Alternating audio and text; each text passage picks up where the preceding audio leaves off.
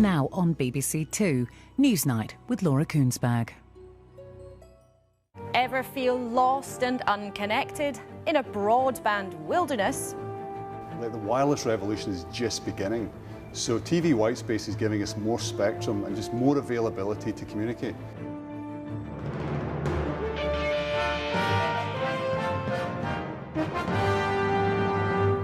Now, promises that the internet can revolutionise your life are rather hollow if, like millions fortunate enough to live outside our great metropolises, your broadband is at best slow, at worst non-existent. But wait, there could be a solution. And you don't need to look that far. It might be in the space that's all around us.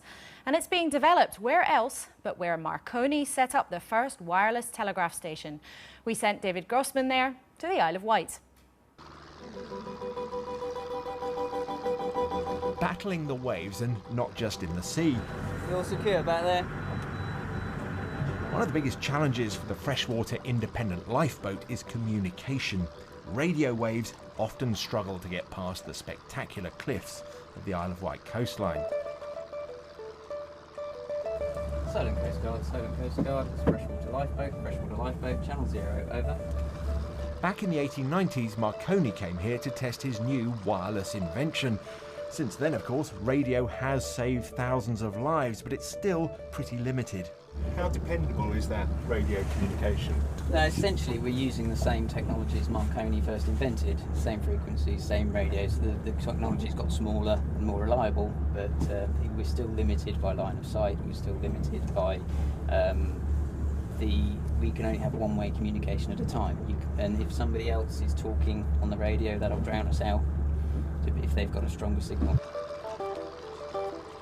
This is particularly frustrating for Jeremy and the crew because this lifeboat is otherwise fitted out with the latest technology, including cameras that could stream real-time rescue pictures back to base.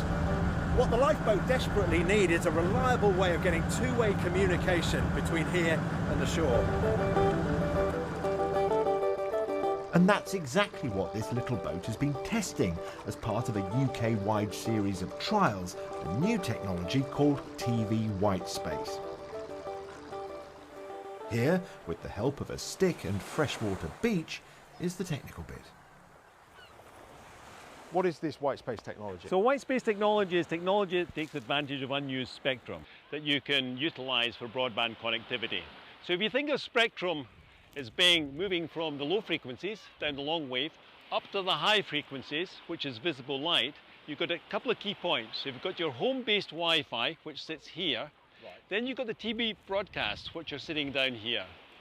Now this is prime real estate spectrum. The broadcasters weren't stupid.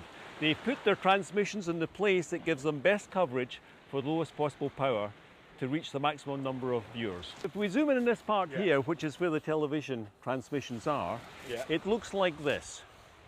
This is BBC One, this is BBC Two, this is ITV. You get the idea. And look at this. You've got space here, you've got space there, you've got space in between the different transmissions. Why are those spaces there?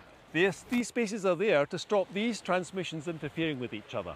Right, but that would suggest then that these spaces can't be used for anything because it would interfere with the TV signal. Not the case. You can use these spaces to deliver broadband. One of the problems you have with Wi-Fi is how does it get through to that back bedroom? How do you get it into the kitchen? It's not easy to do now. Now the reason it doesn't reach these places is because the frequency is so high. If you lower the frequency to 600, 700 megahertz, then it goes much further. Using the TV frequencies to send and receive the internet means the signal will go much, much further than conventional Wi-Fi. You could then connect up a whole village with one big whitespace Wi-Fi hub, bringing the internet to the thousands of households currently offline. Fraser Munro runs an internet provider on the Isle of Wight and can't wait to shift his operation into whitespace. Well, one of the biggest problems that's growing that we become approached with is people that are struggling to sell their houses in a rural area simply because the broadband connection isn't good enough. Everybody knows that if you have a £100 million super yacht, you can have super fast broadband in the middle of the Atlantic. But systems like that are out of the reach of domestic homes, offices, and of course independent lifeboats, and the RNLI, all who have to fund their own purchases. White space allows connectivity to go much longer through much more challenging conditions, but at a really affordable price. There's no confusing the centre of Glasgow with the Isle of Wight, but what could help rural Britain could, it's argued, be equally transformative for our cities. Strathclyde University has been running a pilot to link their campus up with TV whitespace technology. I can get the Strathclyde network here, and here, and here, and here. Now, of course, the university could have used conventional technology to build their network, to get the internet in and around all these buildings of their campus, but that would have meant laying miles of big, fat, expensive cable beyond their budget. Instead, what have they done? Have a look up there. You see that TV-like aerial using TV whitespace technology to bring me the internet. The wireless revolution is just beginning. So we've set up a number of nodes on campus, and we have a kind of whitespace network here so that students can pick up on their phone with a Wi-Fi to our whitespace connected base station.